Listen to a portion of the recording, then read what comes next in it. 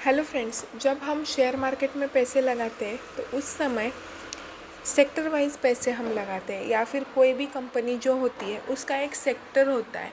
वो जो कंपनियां हैं वो किसी सेक्टर में उसका क्लासिफिकेशन होता है। तो हमें मालूम ही नहीं होता है कि कौन कौन से सेक्टर से। तो आज के इस वीडियो में मैं आपको एक ऐसा सेक्टर बताने वाली हूँ जिस पे सरकार का काफ़ी फोकस है और वो सेक्टर मजबूत बनाने के लिए सरकार काफ़ी हद तक प्रयास भी कर रही है। तो आज हम बात करेंगे डिफेंस सेक्टर की। डिफेंस सेक्टर हमें सबको मालूम तो है कि डिफेंस सेक्टर होता है, लेकिन उसमें कौन कौन से स्टॉक्स होते हैं और वो स्टॉक्स कैसे हमें आइडेंटिफाई करने चाहिए, यही हम आज के इस वीडियो में देखेंगे। तो सबसे पहले आपके वॉच लिस्ट में जब भी आप कोई अगर आप काइट इस्तेमाल कर रहे होंगे तो वहाँ पे ना वॉच लिस्ट होता है, watch list 1 2। You can make number of watch list there, okay. तो आप वो वॉच लिस्ट बनाइए। एक वॉच लिस्ट में पूरे निफ्टी 50 में जितने भी स्टॉक्स आते हैं वो ऐड करते जाइए। नेक्स्ट इसमें आप सेक्टर वाइज की अभी डिफेंस सेक्टर आपको सपोज़ उसके स्टॉक्स आपको देख रहे हैं तो आप डिफेंस सेक्टर के स्टॉक एक वॉच लिस्ट में 2-3 सेक्टर्स के स्टॉक एक के नीचे एक के नीचे एक वहाँ पे सेटिंग भी होती है। तो ऊपर सारे डिफेंस के जितने भी स्टॉक्स है वो रखिए, ताकि आपको क्या होता है कि तब पता चलता है कि जब हम वॉच लिस्ट देखते हैं तो हमें पता चलता है कि कौन सा स्टॉक जो है वो ग्रीन निशान में काम कर रहा है, बढ़ रहा है, और कौन सा स्टॉक दबाव में काम कर रहा है। तो इस प्रकार आप सेक्टर स्पेसिफिक हो जाएंगे।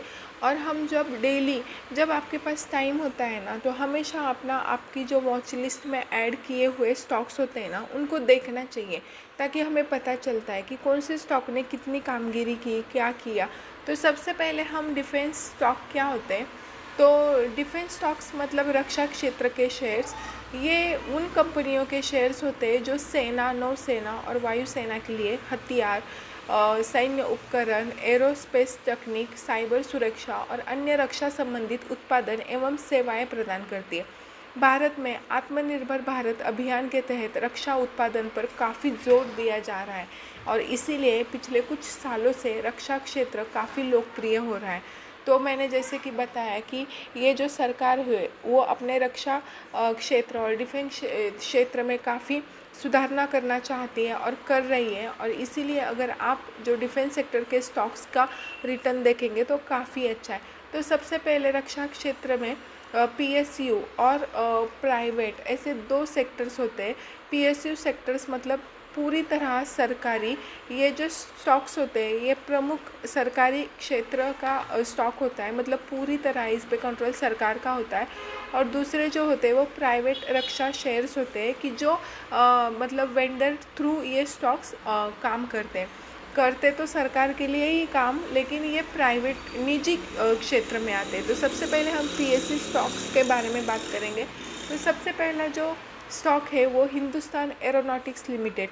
अभी ये जो कंपनी है वो विमान और हेलीकॉप्टर बनाने के लिए प्रमुख तौर से जानी जाती है। उसके बाद BEL मतलब Bharat electronics limited.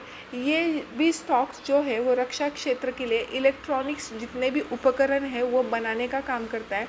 Then Bharat dynamics limited BDL, ये जो है वो मिसाइल्स और टोरपीडो के निर्माण में शामिल है। उसके बाद माझगांव डॉक, ये जो है ना वो पानबुड़ी और युद्ध नौका जो होती है वो बनाने वाली प्रमुख कंपनी है। कोचिन शिपयार्ड, ये भी पोत तैयार करने वाली, मरम्मत करने वाली प्रमुख कंपनियां हैं।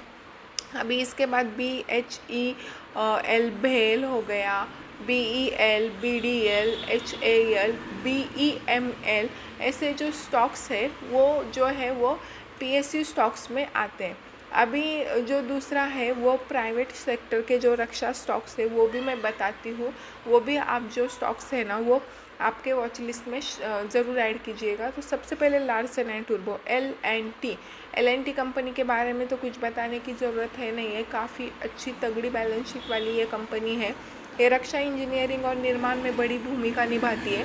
उसके बाद Tata advance system limited TASL, ये भी रक्षा एरोस्पेस और सिस्टम में प्रमुख खिलाड़ी है। Then Adani defence and enterprises, Adani defence ये भी रक्षा क्षेत्र के उत्पादन में काफ़ी तेज़ी से जो बढ़ती निजी कंपनी है। उसके बाद पारस डिफेंस एंड स्पेस टेक्नोलॉजी, उच्च तकनीक वाले रक्षा घटकों का निर्माण करने की ये प्रमुख कंपनी है। उसके बाद एस्ट्रा माइक्रोवेव, जो एस्ट्रा माइक्रोवेव कंपनी है वो भी रक्षा क्षेत्र में अच्छा खासा काम करती है। ये रक्षा और अंतरिक्ष के लिए RF और माइक्रोवेव घटक बनाने का काम करती है। अभी जब रक्षा क्षेत्र और नहीं क्या डिफेंस क्षेत्र के बारे में हम बात करते हैं, तो डिफेंस क्षेत्र जो है वो स्पेसिफिक टाइम में काफ़ी अच्छा काम करते हैं, और नहीं तो फिर बाकी टाइम में ये जो क्षेत्र है वो मतलब कंसोलिडेशन फेज में रहते हैं, ऐसा हम बोल सकते हैं। इसमें जो प्रमुख जो है की फैक्टर, वो फर्स्ट ये है कि सरकारी नीतियों पर निर्भरता रहती है इन स्टॉक्स की। मतलब सरकारी इनका परफॉर्मेंस जो है वो सरकार के रक्षा बजट और नीतिगत फैसलों पर निर्भर रहता है। मतलब अगर सरकार ने सोचा कि नहीं डिफेंस क्षेत्र में काम करना है, जो कि हम देख ही रहे हैं पिछले 5 साल से हम डिफेंस क्षेत्र में काफ़ी अच्छा काम कर रहे हैं, काफ़ी सुधारना करने की कोशिश कर रहे हैं, और इसीलिए पिछले 5 सालों से रक्षा क्षेत्र के जो स्टॉक्स है इन्होंने काफ़ी अच्छा मुनाफा कमाकर इन्वेस्टर्स को दिया है। तो इसीलिए सरकारी मतलब नीतियों पर निर्भरता है सबसे पहली। दूसरी बात दीर्घकालीन अवसर, मेक इन इंडिया और रक्षा निर्यात में वृद्धि के कारण इन कंपनियों के पास बड़े ऑर्डर्स बुक है। मतलब इनको ऑलरेडी हम जो मेक इन इंडिया है और रक्षा निर्यात में हमें जो है वो बढ़ोतरी करनी है, इसलिए इनके पास बड़े बड़े ऑर्डर्स है।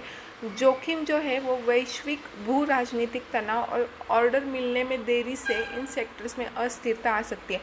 मतलब इनमें जो अस्थिरता है वो कब आती है कि अगर कोई बड़े ऑर्डर्स नहीं मिल रहे, देरी से ऑर्डर्स मिल रहे हैं, तो फिर ये स्टॉक्स जो है वो कंसोलिडेशन में आते हैं, और इसमें हम ज़्यादा मुनाफे का जो है वो मतलब एक्सपेक्टेशन नहीं कर सकते। दूसरी बात जो है मैं बताना चाहती हूँ कि ये जो वीडियो है वो एजुकेशनल पर्पज़ वीडियो है, कि आपको समझ में आए कि रक्षा क्षेत्र में डिफेंस क्षेत्र में कौन कौन से स्टॉक्स होते हैं, उसमें भी प्योर प्राइवेट और pure PSU public sector stocks कौन से हैं, तो जिस कारण आप उनको अच्छे से आइडेंटिफाई कर सको और आपकी वॉच लिस्ट अच्छे से बना सको। तो ये जो निवेश करने से पहले कृपया अपने वित्तीय सलाहकार से पूछताछ करें, अपना खुद का एनालिसिस करें, खुद के दिमाग से ही कोई भी स्टॉक लें।